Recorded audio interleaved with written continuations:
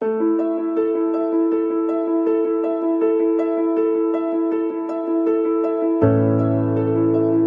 Students, career point education के YouTube platform पर एक बार फिर आपका स्वागत है। आज की क्लास में हम 23 जनवरी 2021 का करंट अफेयर्स देखेंगे, जानेंगे आज की कौन सी ऐसी अपडेट है जो कि हमारे आगामी परीक्षा के पर्पज से इंपॉर्टेंट हो सकती है। तो चलिए आगे बढ़ते हैं, देखते हैं आज की करंट अपडेट। पहला है, कर्नाटक के सीएम येदियुरप्पा ने अवलोकन सॉफ्टवेयर को किया लॉन्च। तो कर्नाटक के मुख्यमंत्री बीएस येदियुरप्पा ने हाल ही में अवलोकन सॉफ्टवेयर लॉन्च किया है। सॉफ्टवेयर राज्य सरकार को 1800 कार्यक्रमों पर किए गए व्यय और अनुमोदन पर डेटा का उपयोग करने में सक्षम बनाएगा। तो अवलोकन सॉफ्टवेयर का हाल ही में लॉन्च करने वाले मुख्यमंत्री कौन है? कर्नाटक के सीएम येदियुरप्पा, बीएस येदियुरप्पा। यह सॉफ्टवेयर सतत विकास लक्ष्यों, अनुसूचित जाति उपयोजना, जनजातीय उपयोजना और केंद्र प्रायोजित योजनाओं पर ध्यान केंद्रित करेगा। क्लियर? चलिए आगे बढ़ते हैं, अवलोकन सॉफ्टवेयर के बारे में थोड़ा जान लें। तो यह एक पारदर्शी ई गवर्नेंस उपकरण है जो विभिन्न सरकारी कार्यक्रमों के लिए सरकारी अनुदान एवं आवंटन के विधानसभा क्षेत्रवार रिलीज प्रदान करेगा। कौन? अवलोकन सॉफ्टवेयर। इससे सरकार को विभाग द्वारा किए गए खर्च के आधार पर फंड्स जारी करने का निर्णय लेने में भी मदद मिलेगी। तो बीएस येदियुरप्पा ने हाल ही में अवलोकन सॉफ्टवेयर का क्या को लॉन्च किया है। क्लियर? चलिए देखते हैं अगला नया न्यूज़ क्या है। उत्तराखंड के पहले बाल सुलभ पुलिस स्टेशन का उद्घाटन करेंगे सीएम त्रिवेंद्र सिंह रावत। तो उत्तराखंड के मुख्यमंत्री त्रिवेंद्र सिंह रावत उत्तराखंड के पहले बाल सुलभ पुलिस स्टेशन का उद्घाटन करेंगे। इसका उद्देश्य अपराधों से जुड़े बच्चों को एक अनुकूल वातावरण प्रदान करना है। उत्तराखंड की बाल संरक्षण समिति की सिफारिश पर लगभग 5 लाख रुपए के बजट के साथ डालनवाला पुलिस स्टेशन में बाल सुलभ पुलिस इकाई की स्थापना की गई है। कहाँ पर? उत्तराखंड के डालनवाला पुलिस स्टेशन में बाल सुलभ पुलिस स्टेशन का उद्घाटन किया गया है। अब बात करते हैं सुलभ पुलिस स्टेशन होता क्या है। तो state commission for protection of child right, state commission for protection of child rights की चेयरपर्सन उषा नेगी के अनुसार जो बच्चे या तो पीड़ित हैं या उन्हें उचित काउंसलिंग की ज़रूरत है या अन्य कारणों से पुलिस स्टेशन आते हैं, उन्हें एक निष्क्रिय और डरावने माहौल में रखने की तुलना में आरामदायक एवं निर्भीक वातावरण प्रदान किया जाना चाहिए। बच्चों को सहज रखने के लिए दीवारों पर चमकीले रंगों और कार्टून को चित्रित किया गया है।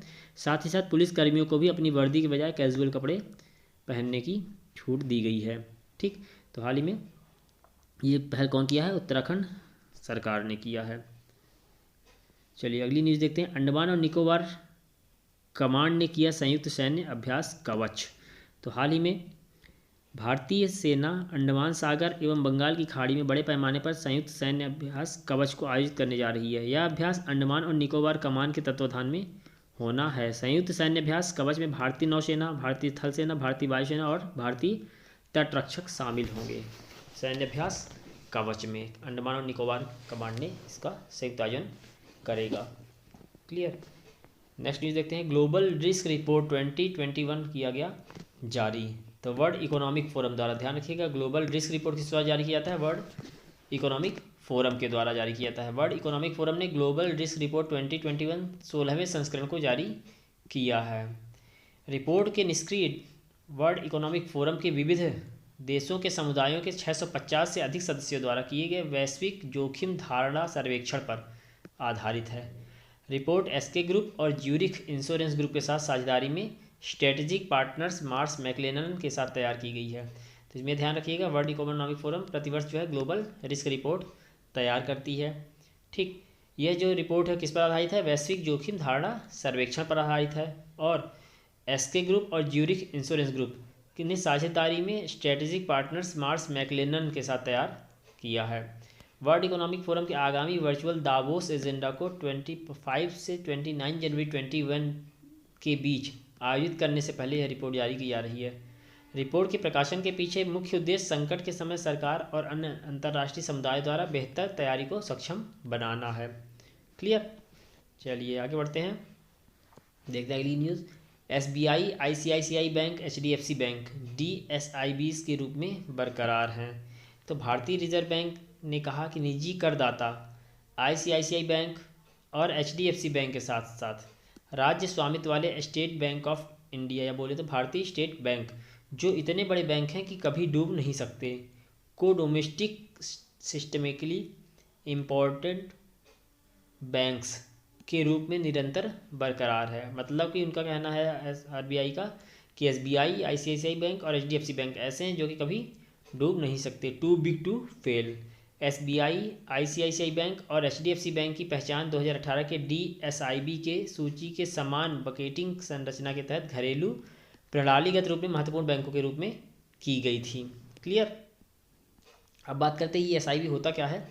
तो एसआईबी को पर्यवेक्षण के उच्च स्तर के अधीन किया जाता है ताकि किसी भी विफलता की स्थिति में वित्तीय सेवाओं में व्यवधान को रोका जा सके। रिजर्व बैंक ने जुलाई 2014 को घरेलू प्रणालीगत रूप से महत्वपूर्ण बैंकों से निपटने के लिए रूपरेखा जारी की थी। तो 2014 में डीएसआईबी के प्रकार से कार्य करना प्रारंभ किया था। भारतीय रिजर्व बैंक का मुख्यालय कहाँ है? मुंबई, महाराष्ट्र में है। इसकी स्थापना 1 अप्रैल 1935 को की गई और वर्तमान में जो है भारतीय रिजर्व बैंक के गवर्नर कौन है? शक्तिकांत दास हैं। चलिए देखते हैं अगली न्यूज़। आरबीआई ने स्टैंडर्ड चार्टर्ड बैंक पर लगाया 2 करोड़ का जुर्माना। ठीक है, तो हाल ही में आरबीआई ने किस बैंक पर? स्टैंडर्ड चार्टर्ड बैंक पर 2 करोड़ का जुर्माना लगाया है। तो भारतीय रिजर्व बैंक ने स्टैंडर्ड चार्टर्ड बैंक इंडिया पर धोखाधड़ी के बारे में बैंकिंग नियामक को बताने में देरी के लिए 2 करोड़ रुपए का आर्थिक जुर्माना लगाया है। स्टैंडर्ड चार्टर्ड बैंक पर आर्थिक जुर्माना भारतीय रिजर्व बैंक धोखाधड़ी, कमर्शियल बैंकों और चुनिंदा वित्तीय संस्थानों द्वारा वर्गीकरण एवं सूचित करना। ठीक, दिशा निर्देश 2016 के कुछ दिशा निर्देशों को पालन नहीं करने के चलते लगाया है। कौन सा वो पालन नहीं किया है? धोखाधड़ी का। किसमें? कमर्शियल बैंक और चुनिंदा वित्तीय संस्थानों द्वारा वर्गीकरण एवं सूचित करना। इसके तहत जो है 2 करोड़ रुपए का जुर्माना आरबीआई ने स्टैंडर्ड चार्टर्ड बैंक पर लगाया है। चलिए देखते हैं अगली न्यूज़। मलयालम अभिनेता उन्नी कृष्णन नंबूथरी का हाल ही में निधन। अनुभवी मलयालम अभिनेता उन्नी कृष्णन नंबूथरी का निधन कोविड-19 के संक्रमण के दौरान हुआ है। उन्होंने 1996 में देश दनम से अभिनय की शुरुआत की थी। हालांकि यह कल्याणरमन में एक मजाकिया दादा के रूप में उनके अभिनय के लिए मलयालम फिल्म दर्शकों के बीच एक घरेलू नाम बन गए। तो हाल ही में मलयालम अभिनेता उन्नी कृष्णम नंबूथरी का निधन हो गया है कोविड-19 के संक्रमण के कारण। क्लियर। तो ये थी हमारी आज की यानी 23 जनवरी 2021 की करंट अपडेट।